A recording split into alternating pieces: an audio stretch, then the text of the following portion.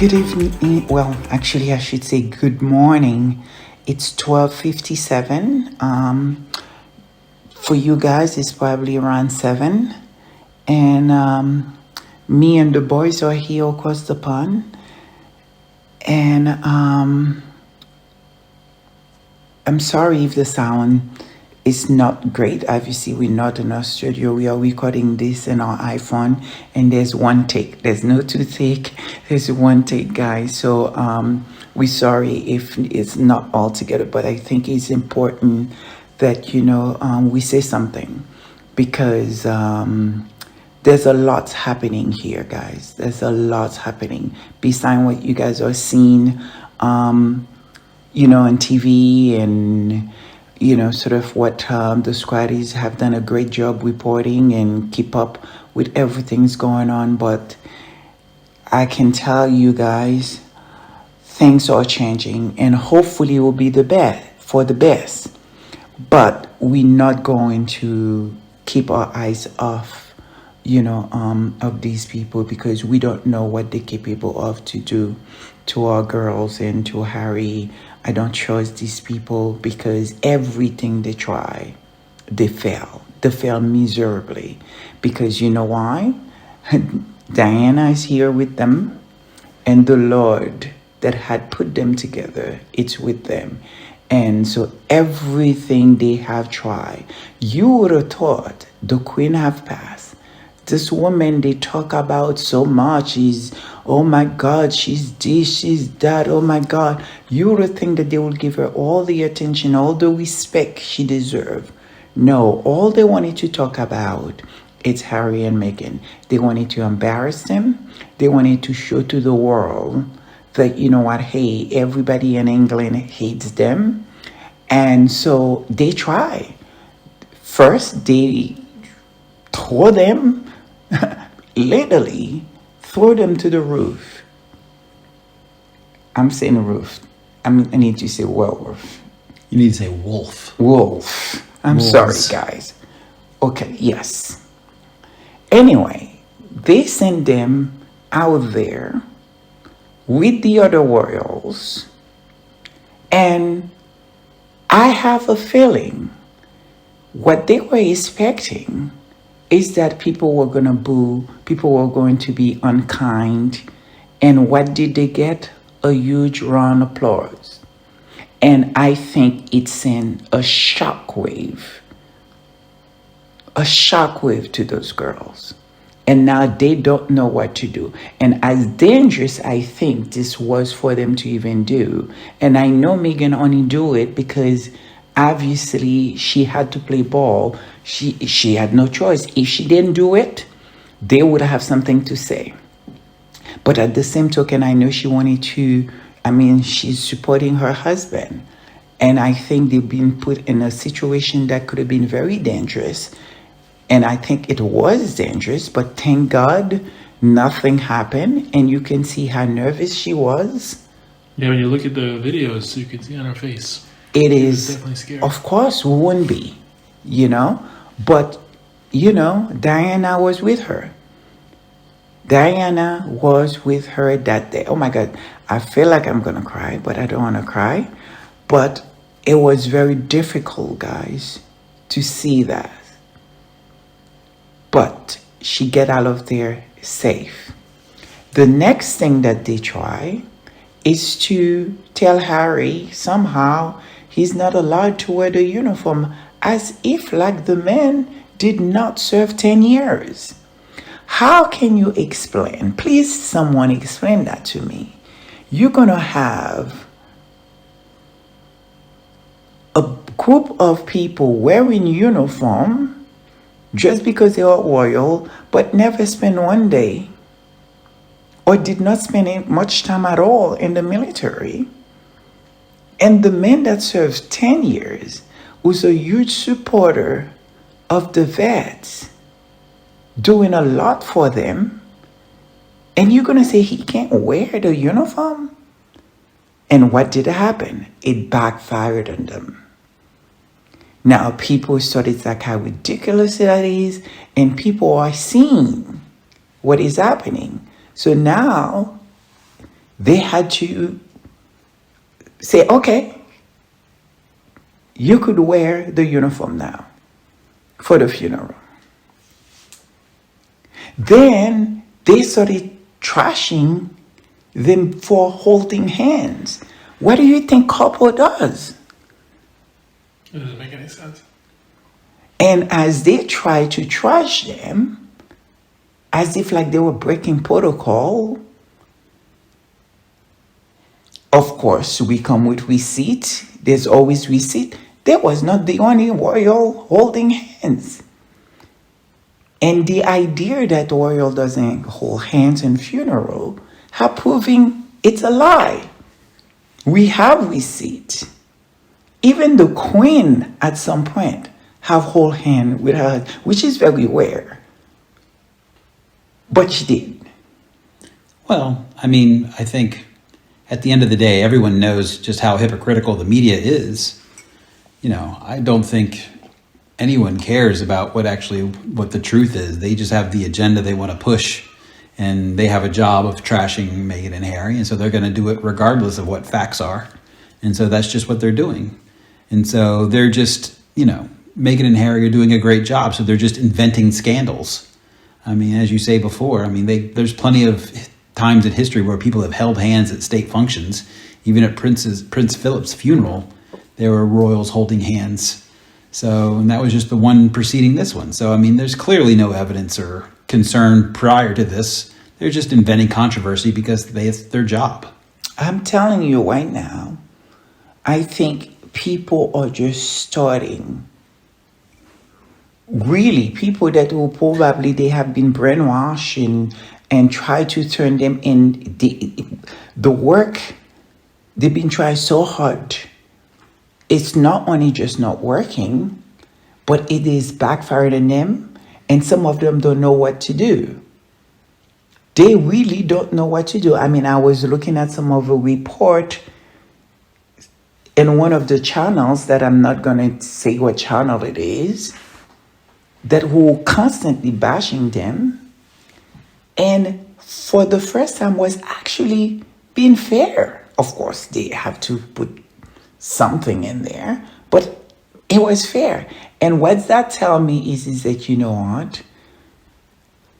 They're looking at the public and they see that they're not getting the agenda. The smear campaign is not working. And I think some of them are really scared. And I think the media should be really scared. Because what's happening in the world right now, what is going on in the world right now, well, I can be empathized with the passing of the Queen. And as a woman, I'm very supportive of other women that has achieved and done great things in their lives, or who is a huge public face, what that means for other women. So I could empathize because, the Queen is probably the only, in terms of, there's other queen elsewhere, but that is the only queen many of us, our parents, have known. She's been around for a very long time, wouldn't you say, guys? So in that sense, to no longer not going to be able to see her face and see her and things, it's got that like, But at the same token, she was the power that she had and what she allowed under her name, under her supervision, things that have done on her name, the white supremacy, everything else, and black and colored people, it's not something we're going to dismiss. Right now, we're not going to get into it because we have so much respect and love and admiration for Harry. And we're going to grieve with him and his wife. But the gloves are going to come off. And I don't think it's going to be nice for Charles. I don't think it's going to be an easy at all. Besides, I don't even understand why he chose Charles III, because the last two, it didn't go so well. So what did you guys make up about that? Well, I think he chose Charles because he's comfortable with it, because that's what he's been called for his entire life. I think that he realizes that he's a man unto himself, and so he feels that, he won't let the other past and the other previous kings and their reputations and try to affect him. But at the same point, it's like, is it unfortunate? It absolutely is. I think it's interesting because I think the whole thing with CNN and the other royals, I think that's probably a big part of it too, because they recognize that Harry and Meghan have the most brand recognition throughout the world, and him doing a rebrand, a new name at this stage is probably not the best idea when people already don't even know who he is.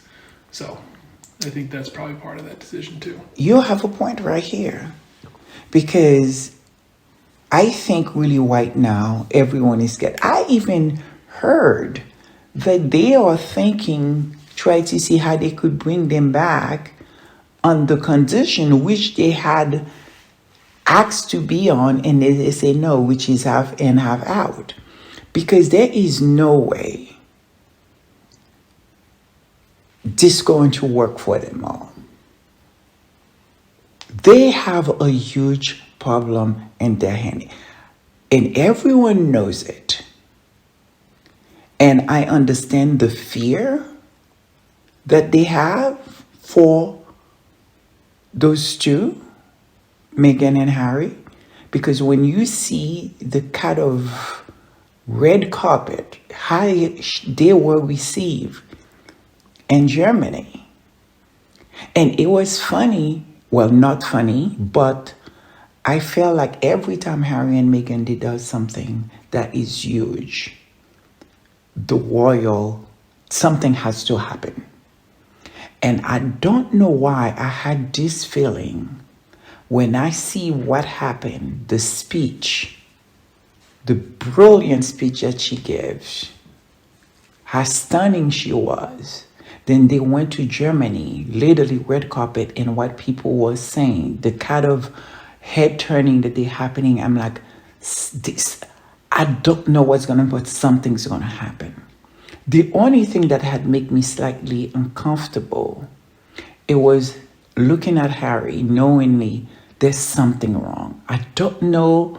I was thinking that, you know what, maybe obviously worrying and concerned about his wife all the time, because Harry's always worried about his wife. I mean, he says himself, they're not going to stop until they see her dead. And so I could see he was really worried and concerned. But now, seeing what happened, I wonder if it wasn't because he knew something about his grandmother. I think he knew something was up. And I think you can see it in his face. But the press, of course, the first place they go to, oh, he's so unhappy. He's so this, as if the man is not a man, as if like he doesn't have a mind on his own. They all keep trying and trying and trying. And what is studying revealing, the press are weakening themselves. They are weakening the whole monarchy. They are just doing something that people are sick and tired of. And they're all truly revealing who they are, what is their agenda. It's all about. So we're going to keep it cute. We're going to keep it nice. We're going to keep it really, how would I say, for Harry's sake, with respect and love, because we care about him. But the gloves are off. I thought some people will actually wait after the Queen, but when you have a 10 days mourning And there's not really much you can report on the Queen and talk about, besides talk about the fact that, she's hold power for 60 years and she got into it when she was in her 20s. What else that can you really actually talk about? So people started, having questions. And the press are certainly not doing a good job because they after these two, because without them, it's as though they are nothing. They have nothing else.